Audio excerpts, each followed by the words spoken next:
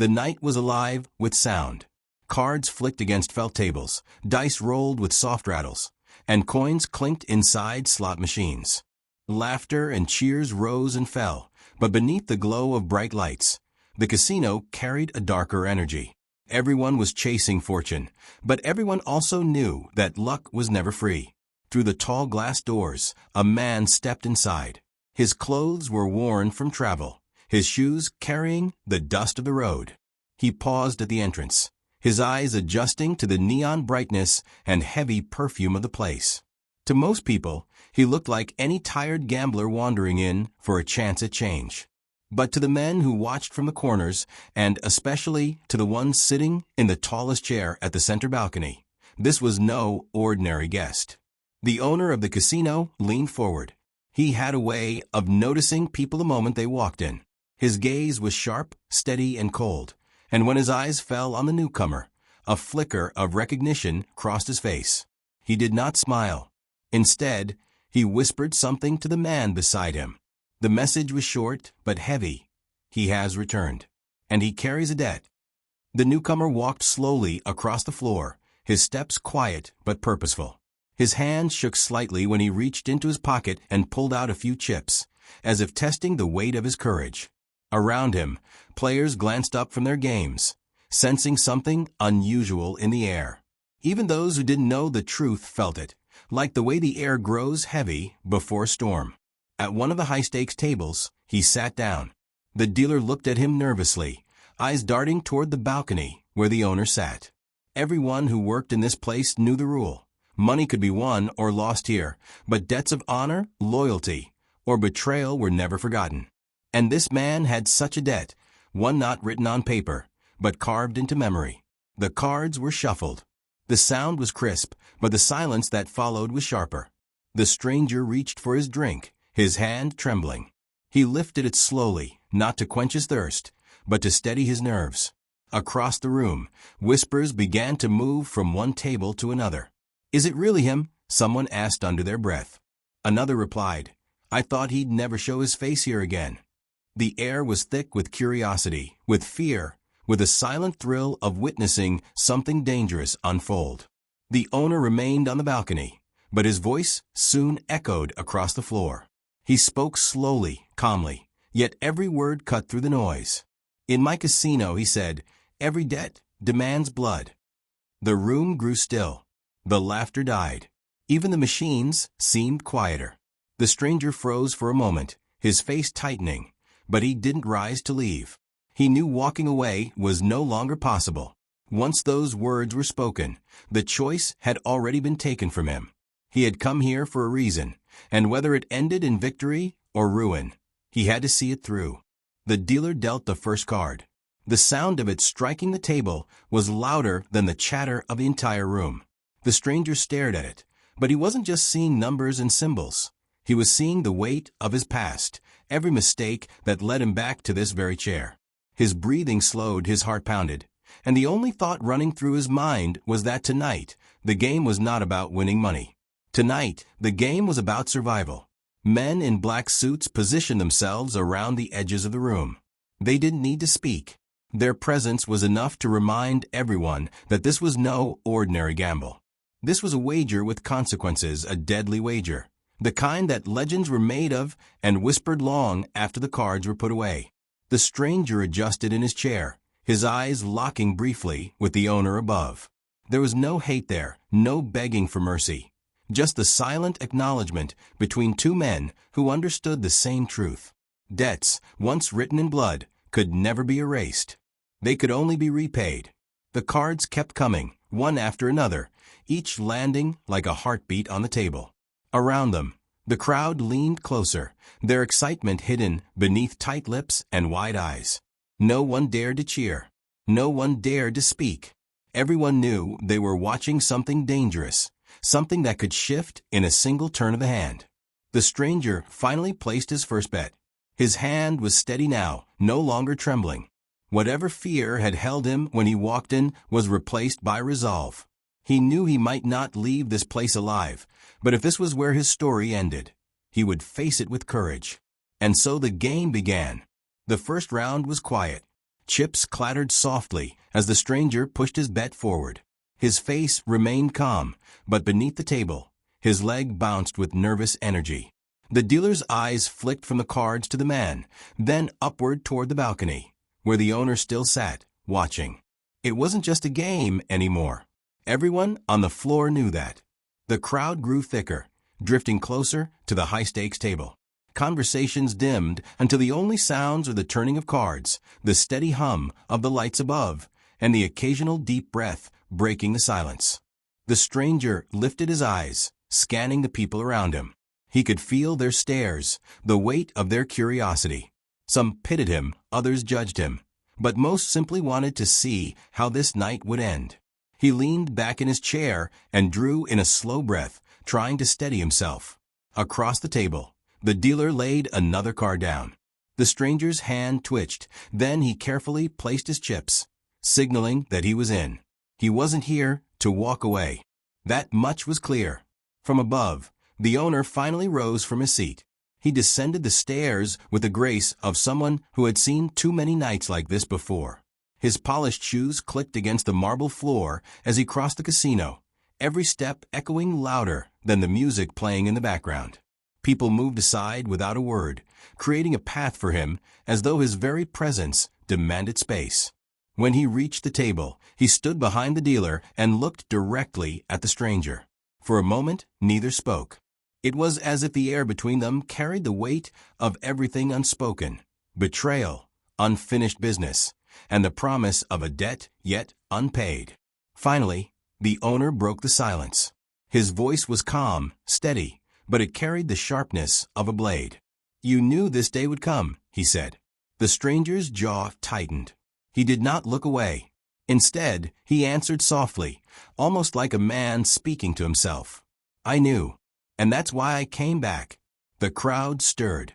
This wasn't just gambling, it was confession. It was judgment unfolding before their eyes. Some leaned forward, their breath held, as if afraid to miss a single word. The owner nodded to the dealer. The game continued, but the tension had already changed. Every card placed on the table now felt like a piece of truth being revealed. The stranger remembered nights long ago, when he too had played under these same lights. He had once walked away with more than he had earned, leaving behind chaos, leaving behind lives that were ruined because of his choices. That was his blood debt, not just money, but the cost of lives entangled with his greed. The memory weighed on him with every bet he made. He wasn't just gambling against the cards. He was gambling against his past, against the very ghosts that followed him back into this place. The dealer's hands moved quickly, dealing the next round. The stranger glanced at his cards, then lifted his gaze toward the owner, who stood silently behind the table. For the first time, he allowed himself a small smile, not of victory, but of defiance. "If this is how it ends," he said, his voice steady, "then let it end with me choosing the last hand." The owner's lips curved into the faintest smirk, but it was not amusement. It was recognition. "Every man must pay what he owes," he replied. "Tonight, you will learn whether your luck can buy back your honor." The game pressed on, each round heavier than the last. Chips piled higher, the stakes rising with every move. The crowd leaned in closer, their whispers circling the room like smoke. Some believed the stranger would crumble under pressure, while others admired the courage it took to face the man who ruled this house of chance. Sweat ran down the stranger's temples, but his hands no longer shook. He had made his choice the moment he walked through the doors. He would not run again. At one point, a woman from the crowd whispered loudly enough for others to hear, "Why risk his life over cards?" An older man beside her answered in a low voice, "It's not about the cards. It's about the debt. In this place, no one leaves with a blood debt unpaid." As the round reached its climax, the stranger pushed all his chips forward. The move sent a ripple through the crowd. Gasps, murmurs, even a few sharp intakes of breath.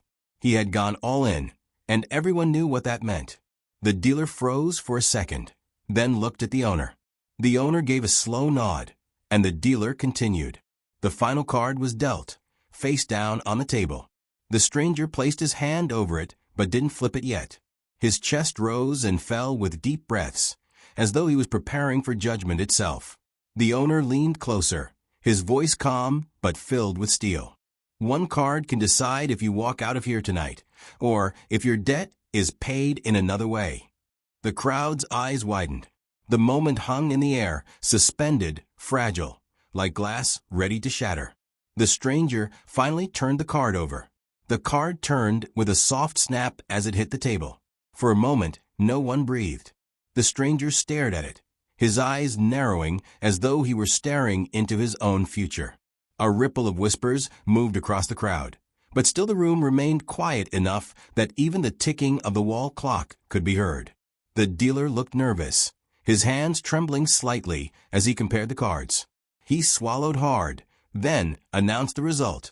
The stranger had survived the round. He hadn't won in glory, but he hadn't lost everything either. It was enough to keep him in the game. A soft sigh escaped the crowd. Some shook their heads, others leaned back in relief, but most simply stood frozen. They knew this was only the beginning. The owner's eyes stayed fixed on the stranger. His face revealed little, but his silence spoke volumes. He wasn't here for a single hand. He wasn't here to watch luck save a man. He was here to see whether debts could ever be erased by chance, or if they always ended in blood. The stranger lifted his gaze to meet the owner's. His voice was steady, though inside his chest, his heart was pounding hard enough to shake his bones. "I'm still here," he said quietly, "and I won't leave until this is finished." The owner tilted his head, his expression unreadable. "Good," he replied softly, almost as if speaking to himself. "Because in this house, the game doesn't end until fate says so."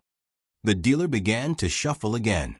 The sound of the cards striking against one another was sharp, almost harsh in the heavy silence. Every player who had been at the high-stakes table earlier had stepped away, leaving the stranger alone against the game, the dealer, and the owner himself. The next round began. The stranger held his cards close, his eyes scanning them slowly. His face gave nothing away, though a bead of sweat slid down the side of his face. He adjusted his chips, fingers brushing across them with care, before pushing them forward. The game moved on. Each card placed on the table seemed to carry more weight than the last. The crowd leaned in, breaths shallow, eyes wide. For them, this wasn't gambling anymore. It was theater. It was life and death wrapped inside numbers and symbols, wrapped inside a man's courage to sit at a table where failure meant ruin. As the cards turned, flashes of the past burned in the stranger's mind. He remembered the night when greed had blinded him, when he had taken more than he was allowed, walking out with winnings that didn't belong to him. That act had set off a chain of events that crushed others, that left scars no one could forget. Those scars were why he was here tonight. That was the blood debt he carried. The owner's voice cut into his thoughts. "Do you think one game can change what you did?"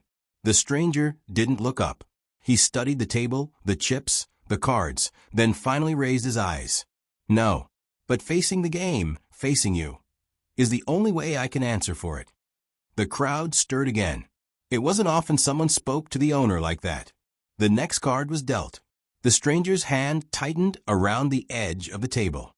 His fate was narrowing, closing in on him with every move. The dealer hesitated again, looking between the two men as though afraid to continue. "Do it," the owner said quietly. The card hit the table. The stranger's breath caught. He knew what it meant the moment he saw it. His chance of winning this round had shrunk to almost nothing. The crowd gasped softly, and a wave of murmurs rippled across the room.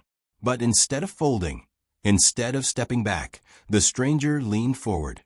His eyes, which had been heavy with fear when he first walked in, now held something else, resolve. He pushed more chips across the felt. The move shocked even the dealer, who froze for a moment before gathering himself. "You're risking everything," the owner said, his tone sharp. The stranger answered with a calm he didn't even know he had. "I lost everything a long time ago. Tonight, I just want to pay what I owe." The silence that followed was suffocating. People glanced at one another, their expressions torn between respect and dread. Some whispered that he was brave. Others muttered that he was a fool. But no one looked away. The final card of the round was turned. The dealer's face fell. The stranger had lost. Gasps filled the room, and a shiver of fear rolled through the crowd. The stranger closed his eyes for a moment, then opened them slowly. His chest rose and fell in a deep breath, and though defeat had just touched him, he did not bow his head. The owner stepped closer to the table, his presence heavy, his shadow long. "You know what happens now," he said softly. The stranger didn't flinch. He looked up, his eyes locked onto the man who held his fate. "I do. But give me one more hand. Let me face this until the very end." The owner studied him for a long moment. Then, almost imperceptibly, he nodded. "One more hand," he said. "But understand, this is the last." The crowd erupted into whispers, the suspense building like a storm ready to break. The cards were shuffled again. The final hand was about to begin. The cards shuffled once more, the sharp rhythm echoing through the casino like the ticking of a clock counting down. Every pair of eyes in the room was locked on the table. No music played now, no laughter, no dice rolling in the distance. It felt as though the whole casino itself had stopped to watch this single game. The stranger sat still, his hands clasped in front of him. His face was calm, almost too calm, like a man who had already accepted whatever the night decided for him. Across the table, the dealer hesitated before dealing, his hand stiff, his movements slow. He knew this was no ordinary game. This was judgment disguised as chance. The owner stood just behind the dealer, his sharp gaze fixed on the man who had dared to return. His words from earlier still lingered in the air. "In my casino, every debt demands blood." The first two cards landed before the stranger. He picked them up carefully, his eyes scanning them without giving away a flicker of emotion. He placed them back down, leaned back in his chair, and reached for his chips. The pile in front of him was smaller than before, but he pushed it forward without hesitation. Gasps escaped from the crowd. It was an all-or-nothing move, bold and reckless, the kind of decision that left no room for retreat. The owner's lips curved into the faintest smirk. "So," he said softly, "you've chosen to stake everything on the last hand." The stranger met his gaze. His voice was steady. "It's not about the cards. It's about facing what I ran from." The dealer dealt the next round. The stranger's eyes locked onto the cards, as though they were mirrors of his fate. The crowd leaned closer, their whispers filling the air like restless wind. Every card flipped was met with small gasps, sharp intakes of breath, or muffled murmurs. The stranger sat unmoving, his fingers pressed firmly against the table. He could feel the weight of his past pressing down on him, the night he had walked away with more than money, the faces of those who had suffered because of it. His return wasn't about luck. It wasn't about proving himself a winner. It was about looking into the eyes of the man he had betrayed and saying, "I am no longer running." As the game built toward its climax, tension wrapped the crowd like a vice. Some pressed their fists to their mouths, others clutched at each other's arms. Even the security men, usually cold and unmoving, seemed restless, their eyes flicking between the stranger and the owner. The dealer laid the next card down.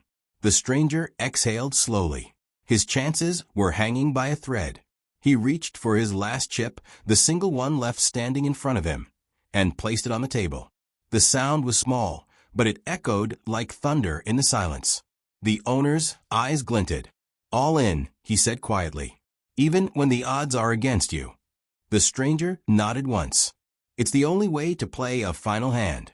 The dealer dealt the final card face down. The table went still.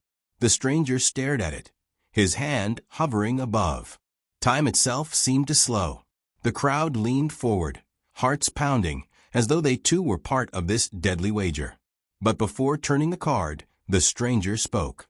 His voice was low, but it carried through the silence. "I know what I owe. I know what I did. And if this card takes me down, then so be it. At least I'll fall here facing you." The owner studied him in silence, his expression unreadable. Finally, he gave a single nod. "Turn it." The stranger flipped the card. The room erupted in gasps. Some voices rose in shock, others in disbelief. The stranger's eyes locked onto the card, and for a heartbeat, everything else faded. The crowd, the lights, even the owner standing over him. It was the card that would decide everything. The dealer's lips parted as he announced the result, his voice trembling. The stranger had pulled a chance, slim, almost impossible, but still alive. He hadn't won yet, but neither had he lost. The game was balanced on a knife's edge. The owner's eyes narrowed, his smirk fading into something colder. He leaned in closer, his words sharp as glass. "You've delayed the inevitable, but fate always collects its debt." The stranger drew in a long breath, his hands steady as he placed them flat on the table. His voice was quiet, but filled with weight. "Maybe, but tonight, fate will look me in the eye." The dealer prepared for the reveal, the last step, the final truth that would end this wager. The crowd was silent again, hearts pounding, eyes unblinking.